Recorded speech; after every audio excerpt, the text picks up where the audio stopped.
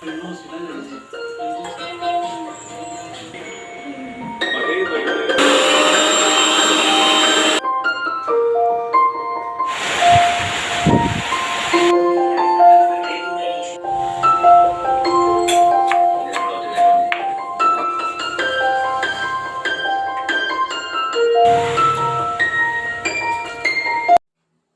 ചിലപ്പോഴൊക്കെ അനുഗ്രഹമാണെങ്കിലും നിർത്താതെ അങ്ങോട്ട് പെയ്യുമ്പോൾ നമുക്ക് വല്ലാത്തൊരു വിഷമവും ബുദ്ധിമുട്ടാണല്ലേ. കാരണം അന്നേപ്പം കൊണ്ട് ജീവിക്കുന്ന നമ്മളെപ്പോലുള്ള മിഡിൽ ക്ലാസ്സുകാർക്ക് മഴ വരുമ്പോൾ ജോലിക്ക് പോവാന്നൊക്കെ പറഞ്ഞാൽ ഭയങ്കര ബുദ്ധിമുട്ടാണ്. ഇപ്പം എനിക്ക് വൈകിട്ട് ട്യൂഷന് കുട്ടികളെ എടുക്കുമ്പോൾ ഈ പെരുമഴയത്ത് എങ്ങനെയാണ് ആ കുഞ്ഞുമക്കളോട് നനഞ്ഞിട്ട് വരാൻ പറയുക. അപ്പം എല്ലാം കൊണ്ടും വിഷമത്തിലൊക്കെ നിൽക്കുന്ന സമയമാണ്. കർക്കിടക മാസം ആരംഭമാണ് ഇന്ന്. അപ്പം ഇത് അതിന് മുന്നേക്ക് എടുത്തൊരു വീഡിയോ ആണ് കേട്ടോ. അപ്പം എന്തായാലും നല്ല മഴ പുറത്ത് അങ്ങനെ പെയ്യുന്നുണ്ട്. അപ്പം മഴയ്ക്ക് നല്ലൊരു കോമ്പിനേഷനാണല്ലേ പരിപ്പ് വട. അപ്പം രാവിലെ ഞാൻ കുറച്ച് പരിപ്പ് വെള്ളത്തിൽ കുതിർത്തിയിട്ടിട്ടുണ്ടായിരുന്നു. അസലായിട്ട് നന്നായിട്ട് അത് വീർത്ത് വന്നിട്ടുണ്ട്, കുതിർന്ന് വന്നിട്ടുണ്ട്. അപ്പം നമുക്ക് അതിലേക്ക് ആവശ്യമായിട്ടുള്ള സവാളയും പച്ചമുളകും ഇഞ്ചിയും വെളുത്തുള്ളിയൊക്കെ ഇടാം കേട്ടോ. ഇഞ്ചിയും വെളുത്തുള്ളിയൊക്കെ ഇടുന്നത് നല്ലതാണ് കേട്ടോ. നമുക്ക് പരിപ്പ് ഓൾറെഡി ഗ്യാസ് ആണല്ലോ, നമ്മൾ കഴിക്കുമ്പോൾ നമുക്കിങ്ങനെ നെഞ്ചരിച്ചിലൊക്കെ എടുക്കും. ചില ആൾക്കാർക്ക് എണ്ണയിൽ വറുത്തതൊക്കെ കഴിക്കുമ്പോൾ ബുദ്ധിമുട്ട് ഫീൽ ചെയ്യും. അപ്പം അതൊക്കെ ഇല്ലാണ്ടിരിക്കാനായിട്ട് കുറച്ചധികം ഇഞ്ചിയും വെളുത്തുള്ളിയൊക്കെ ഇട്ടോളൂ കേട്ടോ. അതൊക്കെ മുരിഞ്ഞ് വരുമ്പോൾ അങ്ങനെ ഒരു വല്ലാത്തൊരു പച്ച ടേസ്റ്റ് ഒന്നും നമുക്ക് ഫീൽ ചെയ്യത്തില്ല. അപ്പൊ നമുക്കിതാ കുതിർത്തി വെച്ച പരിപ്പ് മിക്സിയുടെ ജാറിലേക്ക് ഇട്ടിട്ട് ഒന്ന് കുതിർത്തിയല്ലല്ലോ, ഒന്ന് ഒതുക്കിയെടുക്കാം. ഇച്ചിരി മഞ്ഞളും ഇച്ചിരി മുളക് പൊടി ഇച്ചിരി ഉപ്പും കൂടി ഇടാം. കായപ്പൊടി ഉണ്ടെങ്കിൽ ഇട്ടോളൂ കേട്ടോ. എൻ്റെ കയ്യിൽ കട്ട കായ ആയതുകൊണ്ട് എനിക്ക് ഇടാൻ പറ്റിയില്ല. പൊടിയാണ് നല്ലത്. കായത്തിന്റെ കട്ട ഇട്ടിട്ട് കാര്യമില്ല, നമുക്കത് അങ്ങോട്ട് അരഞ്ഞ് കിട്ടത്തില്ലല്ലോ. അപ്പൊ തണുപ്പിൻ്റെതായിട്ടുള്ള ബുദ്ധിമുട്ടൊക്കെ തൊണ്ടയ്ക്കൊക്കെ ഉണ്ട്. തൊണ്ട കൊണ്ട് ജീവിക്കുന്നവരാണല്ലോ നമ്മള്. അതായത് യൂട്യൂബിൽ വോയിസ് കൊടുക്കണമെങ്കിലും കുട്ടികളെ ട്യൂഷൻ എടുക്കണമെങ്കിലൊക്കെ നമുക്ക് തൊണ്ട തന്നെ വേണം. അപ്പൊ ഇതാ തൊണ്ടയ്ക്ക് മഴയുടേതായിട്ടുള്ള കുറച്ച് ബുദ്ധിമുട്ടുകളൊക്കെ ഉണ്ട്, തണുപ്പിൻ്റെതായിട്ടുള്ള കുറച്ച് ബുദ്ധിമുട്ടുകളൊക്കെ ഉണ്ട്. അപ്പൊ അത് നമ്മുടെ പരിപ്പ് ഞാൻ പയ്യെ ഒന്ന് ക്രഷ് ചെയ്തെടുത്തിട്ടുണ്ട്. അതിലേക്ക് ആദ്യത്തെ ബാച്ച് ഇങ്ങനെ ഒന്ന് ഒതുക്കിയെടുത്തപ്പോൾ മാത്രമേ ഞാൻ പൊടികൾ ഇട്ടുള്ളൂ കേട്ടോ. അത് കഴിഞ്ഞിട്ട് പിന്നെ ഞാൻ പൊടിയൊന്നും ഇട്ടില്ല. സാധാരണ വെറുതെ നമ്മൾ കുറുത്ത പരിപ്പ് അങ്ങനെ തന്നെ ജാറിലേക്ക് ഇട്ടിട്ട് ജസ്റ്റ് ഒന്ന് ഒതുക്കിയെടുത്തതാണ്. ഒതുക്കിയെടുക്കാന്ന് പറഞ്ഞാൽ അങ്ങോട്ടൊരു ഒരു 5 പ്രാവശ്യം അത്രേ ഉള്ളൂ. മിക്സിയുടെ അതിരിക്കുന്ന സാധനം അങ്ങോട്ടൊന്ന് പൾസ് ചെയ്ത് ഒരു 5 പ്രാവശ്യം അങ്ങടേക്ക് കാണിക്കുക. അപ്പോഴേക്കും എൻ്റെ തൊണ്ട അപ്പോഴേക്കും നമ്മുടെ പരിപ്പ് നല്ല അസലായിട്ട് റെഡി ആയിട്ട് കിട്ടും. എന്നിട്ട് നമ്മൾ അരിഞ്ഞു വെച്ചിട്ടുള്ള നമ്മുടെ പച്ചമുളക്, ഇഞ്ചി, വെളുത്തുള്ളി, വേപ്പില, സവാള അധികം വേണ്ട, കുറച്ച് മതി. ഞാൻ ഒരു സവാള മുഴുവൻ എടുത്തില്ല കേട്ടോ, കുറച്ചെടുത്തുള്ളൂ. ഒരു പകുതി മുക്കാൽ ഭാഗം മാത്രമേ ഞാൻ എടുത്തുള്ളൂ. ഇത്തിരി ഉപ്പ് നമ്മൾ ഇട്ടായിരുന്നു കേട്ടോ. പരിപ്പ് ഒതുക്കി എടുക്കുന്ന നേരത്ത് നമ്മൾ ഉപ്പിട്ടായിരുന്നു. അപ്പം എല്ലാം കൂടി നമുക്കൊന്ന് തേച്ച് കൂട്ടി അവിടെ വെക്കാം. അപ്പം നമുക്കിതിപ്പോൾ ഞാൻ പറഞ്ഞല്ലോ വൈകുന്നേരത്തെ വ്ളോഗാണ്. നല്ല മഴ പുറത്ത് തകൃതിമയായിട്ട് ഇങ്ങനെ പെയ്തുകൊണ്ടിരിക്കുകയാണ് കേട്ടോ. അപ്പം നമുക്കിതാ നല്ല വെളിച്ചെണ്ണയിൽ ആ പരിപ്പ് വട അങ്ങോട്ട് റെഡിയാക്കി എടുക്കാം. ഇതിപ്പോൾ കുട്ടി പരിപ്പ് വടയായിട്ട് കിട്ടും. അപ്പം ഇപ്പോൾ മക്കൾ മാത്രം ഉള്ളെങ്കിൽ ഞാൻ കുഞ്ഞു പരിപ്പ് വടയായിട്ട് എടുക്കുള്ളൂ. അപ്പോൾ ഏട്ടന് വൈകുന്നേരം ഓഫീസിൽ നിന്ന് വന്നിട്ടുണ്ട്, ബാങ്കിൽ നിന്ന് വന്നിട്ടുണ്ട്.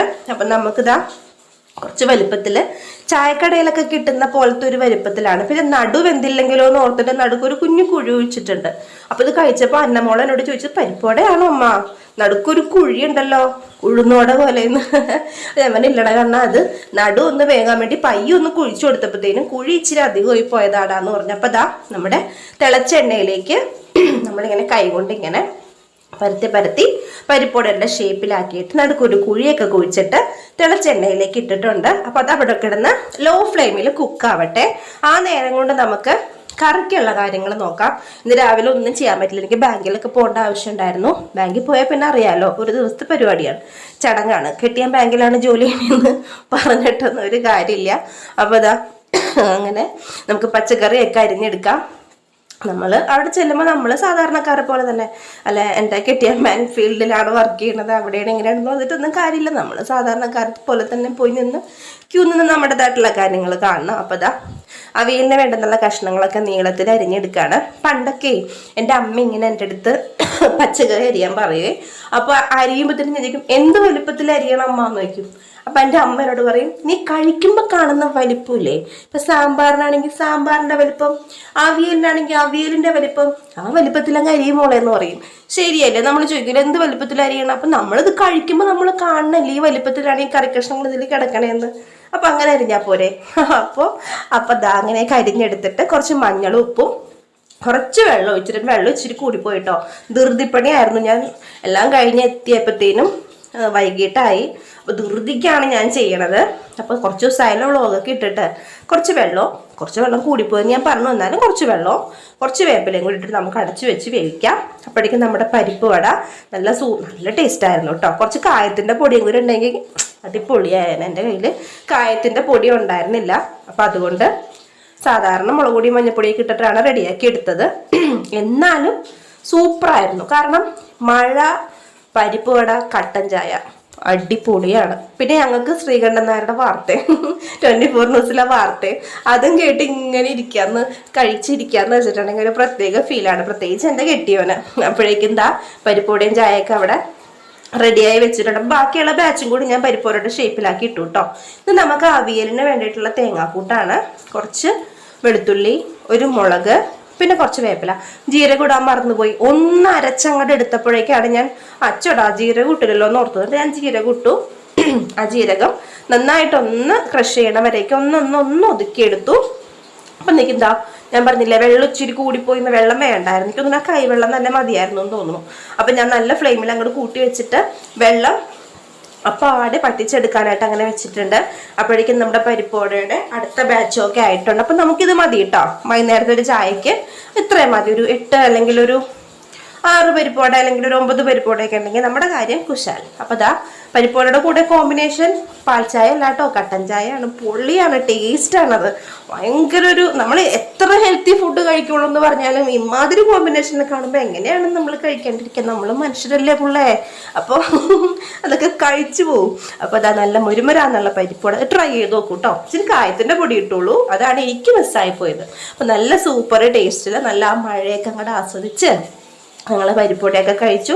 അപ്പോൾ അതെല്ലാം കഴിച്ച് വന്നപ്പോഴത്തേനും ഞാൻ എന്താ അവിടെ പച്ചക്കറിയൊക്കെ നന്നായിട്ട് വെള്ളം വറ്റി റെഡിയായി വന്നിട്ടുണ്ട്. ഞാൻ ഇരുന്നൊന്നും കഴിച്ചില്ല കേട്ടോ. ഞാൻ ഇരുന്നവിടെ കഴിക്കാൻ വേണ്ടി എന്നോട് കറിയൊക്കെ അടുക്കി പിടിക്കും കറിയൊക്കെ. അപ്പോൾ അതാ നന്നായിട്ട് നമ്മുടെ അവിയലിൻ്റെ കഷ്ണങ്ങളൊക്കെ വെന്ത് വന്നിട്ടുണ്ട്. അതിലേക്ക് ഞാൻ അരച്ച് വെച്ചിട്ടുള്ള അല്ലെങ്കിൽ ഒതുക്കി വെച്ചിട്ടുള്ള നമ്മുടെ അരപ്പ് ഇട്ട് കൊടുത്തു. കുറച്ച് തൈര് ഇട്ട് കൊടുത്തു.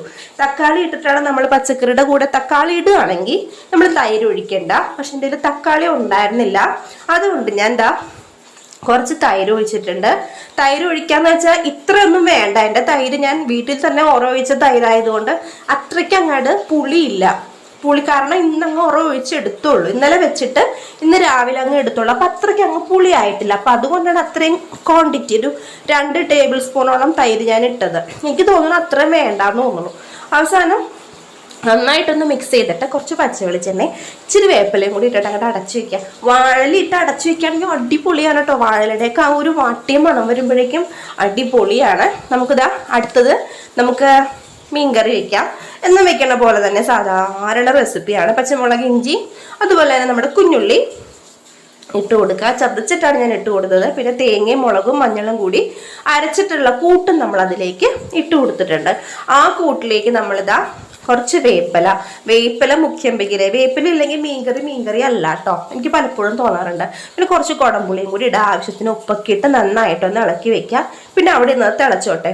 ശരിക്കും പറഞ്ഞാലേ ചില കറികൾക്ക് ചില ഇൻഗ്രീഡിയൻസ് ഇല്ലെങ്കിൽ നമ്മൾ എങ്ങനെയൊക്കെ വെച്ചാലും അതാവില്ല, ഒരു ടേസ്റ്റ് വരില്ല.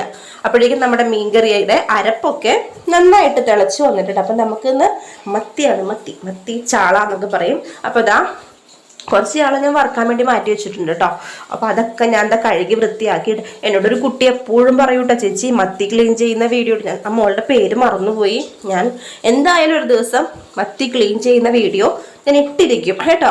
എനിക്ക് ടൈം കിട്ടാത്തതുകൊണ്ടാണ്. പലപ്പോഴും നമുക്കിവിടെ ഞാൻ പറയുമല്ലോ, മാർക്കറ്റിൽ നിന്ന് എപ്പോഴും നമുക്ക് മീൻ വെട്ടിയാണ് നമുക്ക് കൊണ്ടുവരുന്നത്. ഒരു ദിവസം ഞാൻ തന്നെ പോയി വെട്ടാത്ത മത്തി മേടിച്ചു കൊണ്ടുവന്ന് വെട്ടി ഞാൻ മോൾക്ക് കാണിച്ചു തരും. ഷുവറായിട്ട് ഞാൻ ചെയ്യുന്നതായിരിക്കും കേട്ടോ. എന്നിട്ട് അതിലേക്ക് അപ്പോൾ നമ്മുടെ കറി ഇപ്പോൾ അത്യാവശ്യം നന്നായിട്ട് വെന്ത് വന്നിട്ടുണ്ട്.